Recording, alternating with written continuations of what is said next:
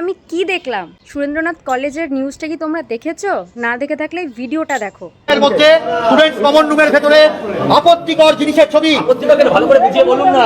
গর্ভনিরোধক, যাতে কারোর বিপদ না। দেশের জনসংখ্যা নিয়ন্ত্রণ করেছে ওরা। দেবুর একটা ছেলে বলে জানেন তো, 6টা ছেলে হয়ে যেত। কলেজ বিল্ডিং, তারা একটা ফ্লোর বানাচ্ছে, তার ভেতরে ওয়ো রুম বানাচ্ছে, প্র্যাকটিক্যাল তো তাই।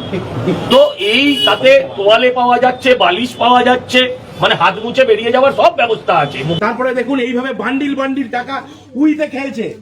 আজকে কর্পোরেশনের অফিসাররা এসে যখন পরিষ্কার করতে বলেছে, তালা ভেঙে এই পার্টি অফিস, দেখুন দেখুন নেতৃত্বের পার্টি অফিস, তারা এখানে এইসব হোর্ডিং ব্যানার এবং এই বাক্স দুটি রেখেছিল। আজকে এখানে তালা ভেঙে এখানকার কর্মচারীরা, এখানকার সাফাই কর্মচারীরা, এখানকার অধ্যাপকদের অনুমতি নিয়ে এগুলো উদ্ধার করেছে। আপনারা দেখুন, রাজনৈতিক বাপ তার থেকে ছাপিয়ে গেছে ছেলে, আর ওটা হচ্ছে সুদীপদার নাতি। কে বলেছে ওদের সুদীপ সন্তান? পুরো ফুল ফ্যামিলি প্যাকেজ। সুরেন্দ্রনাথ কলেজের বর্তমান বাবার সাই বিবেকানন্দ। হ্যাঁ, এদের মুখে লাথি মারা উচিত, এদের মুখে লাথি মারা উচিত। দাঁড়াও, মাদার টেরেজা তৃণমূলের পতাকা দিয়ে মুখ দেখেছে, বিদ্যাসাগর সব দেখছে। পুরো এই হচ্ছে তৃণমূল জামানার শিক্ষা ব্যবস্থা, তৃণমূলী শিক্ষা। এটা হচ্ছে তৃণমূলী শিক্ষা ব্যবস্থা।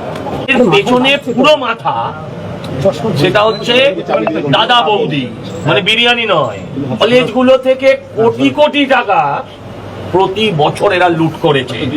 এই টাকাটা ভুলে গেছে। এই টাকাটা দিয়ে দিলে আপনি সবকিছু ছেড়ে দিতেন হয়তো।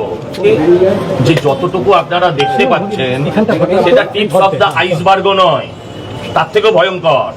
নবীন বরণ হয় না, নবীন বরণের অ্যাকাউন্টে 1.5 কোটি টাকা আছে এখনো। বাকি জীবনটা কেটে যেত আপনার, আর ওরা এই টাকাটা ভুলে গেছে।